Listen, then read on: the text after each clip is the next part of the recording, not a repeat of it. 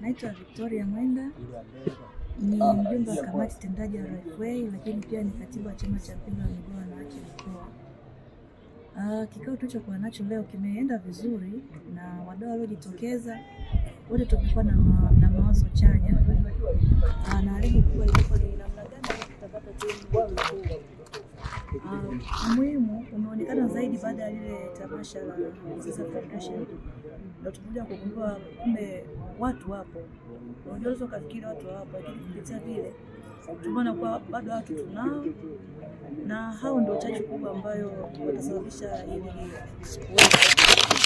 na faida kubwa ni nyingi, kwa sababu kwa wakati ule mimi niliona jinsi wafanya biashara ndogo ndogo jinsi walivyokuwa wanafanya biashara zao pale, wanamaliza wanaenda kuchukua tena wanarudi wanamaliza, walijisikia vizuri. Na kwa mara ya kwanza niona wanawake wakiwa wengi sana. Kwa hiyo imeonyesha kwa hata wanawake ni fursa nzuri kwa wanawake kwa ligi ikiwepo.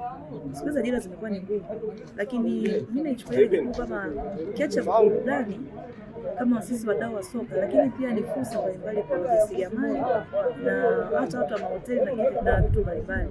Kwa wadau ambao walishindwa kufika leo, mrejesho wataupata, basi tutakuwa tumitana kwa wakati mwingine waje kwa wingi, kwa sababu haya mambo ni ya kuungana kwa pamoja. Tukipata mawazo kutoka sehemu mbalimbali na kuwa na umoja, tutarudi haraka sana katika ligi kuu kama ambavyo.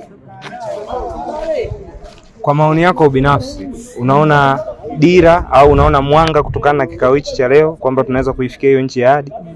Mwanga upo na umeshajionyesha, ni vile tu kuchukua hatua kwa pamoja.